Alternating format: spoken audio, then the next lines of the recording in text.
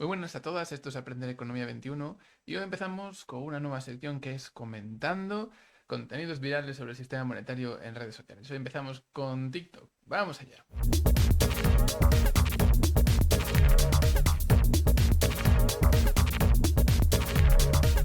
Ok, pues este es el primero de los TikToks que quiero que veamos. No tiene desperdicio, vamos por favor a echarle un vistazo. ¿Qué pasó? La crisis del 2008. La crisis del 2008 fue una crisis financiera global que se originó en Estados Unidos y se propagó a otros países. Fue causada principalmente por el estallido de una burbuja inmobiliaria. Ok, burbuja inmobiliaria. Eso sí que me puedo parar ahí a explicar lo que es. Para que sepáis, los bancos, cada vez que conceden un préstamo, crean nuevo dinero. Dinero bancario, que es el dinero que tenemos todas en nuestras cuentas del banco. Cuando los bancos crean dinero para prestar, para comprar cosas que ya existen, en este caso comprar viviendas, pues están creando nuevo dinero para comprar viviendas que ya existen y promover la construcción de otras nuevas. Si creas más dinero para las mismas cosas, acaba produciéndose un incremento del valor de esas cosas. Se produce una inflación para esos activos que en este caso eran viviendas. Cuando las viviendas van subiendo de valor año tras año, se crea una especie de burbuja inmobiliaria donde todos creen o tienen la expectativa de que el valor de la vivienda va a seguir subiendo año tras año. Y por tanto pueden empezar a conceder préstamos a personas con muy pocos ingresos o ninguno, simplemente porque como el valor de los activos que sirven de garantía o de colateral al préstamo que han hecho no dejan de subir, las propias casas, pues son préstamos en los que el banco considera que no hay ningún tipo de riesgo. Sin embargo, llega un punto donde dejan de subir de valor, la gente se siente ya muy endeudada y empieza a pagar sus deudas, desaparece el dinero en circulación, porque igual que se crea en base a deuda, desaparece cuando se pagan las deudas, y muchas personas dejan de poder devolver sus préstamos y por lo tanto los bancos asumen unas pérdidas muy grandes. Cuando asumen estas pérdidas enormes, pues se ven en una crisis no solo de liquidez, porque de repente hay menos dinero en circulación y cuando la gente quiere sacar dinero pues no tienen suficientes reservas, sino bueno, también de confianza entre los bancos, dejan de prestarse reservas, pero sobre todo una crisis de solvencia. No importa que hagan mal los bancos, a veces es esto, a veces es otra cosa. Si los bancos tienen unas pérdidas tan grandes que su capital desaparece, o sea que se ve una crisis de solvencia, y se ponen en quiebra, el dinero que han creado desaparece. Y por lo tanto el Estado eso no va a permitir que ocurra, no va a permitir que el dinero desaparezca de la nada, que la gente pierda sus ahorros, porque se produciría un efecto en cadena, quería que quebrara todo el sistema monetario, básicamente, y por tanto, pues asegura los depósitos y entra al rescate en estas situaciones. En la que muchas personas tomaron préstamos hipotecarios que no podían pagar. Cuando los precios de las viviendas comenzaron a bajar porque los hipotecados las vendían para saldar sus deudas, las personas se encontraron con casas que valían menos que sus préstamos y muchas no pudieron pagar sus deudas. Esto lleva a una gran cantidad de ejecuciones hipotecarias y a una disminución en el valor de las propiedades. Los bancos habían otorgado muchos de estos préstamos hipotecarios y los habían convertido en valores negociables.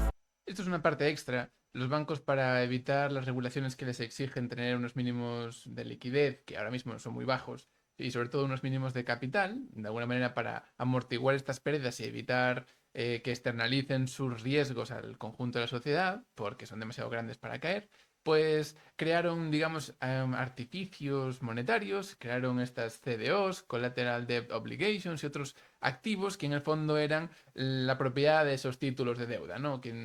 Concedían deudas y los que compraban estos activos eran los que recibían el pago de los intereses y, en último caso, de esas deudas. Básicamente consiguieron trasladar fuera de sus balances muchas de estas deudas, pudiendo así crear mucho más dinero saltándose las regulaciones vigentes que había en ese momento.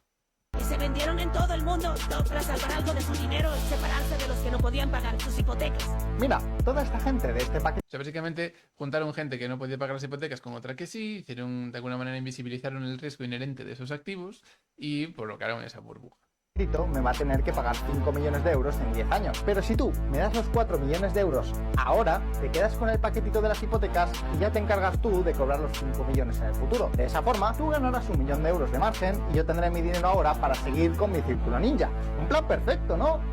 Cuando las personas dejaron de pagar sus hipotecas, los valores de estos productos se desplomaron, lo que llevó a grandes pérdidas para los bancos y otras instituciones En financieras. concreto, aseguradoras como AIG, que habían asegurado contra el default en estas deudas y que en cuanto las deudas empezaron a colapsar en cadena, porque una vez que colapsa una, colapsan el resto, porque se produce una crisis financiera, porque disminuye la cantidad de dinero en circulación, pues esta aseguradora IG se vio en graves problemas y el gobierno de Estados Unidos básicamente inyectó un montón de dinero público, incrementando su deuda pública, asumiendo así los costes de toda esta operación, sin que asumieran las pérdidas pues quienes la provocaron.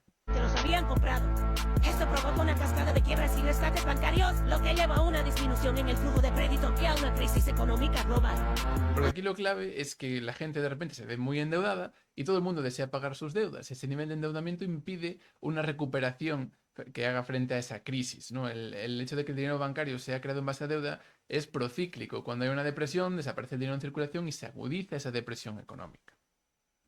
Muchas empresas y personas perdieron sus ahorros y sus empleos y la economía mundial sufrió una grave recesión que duró varios años.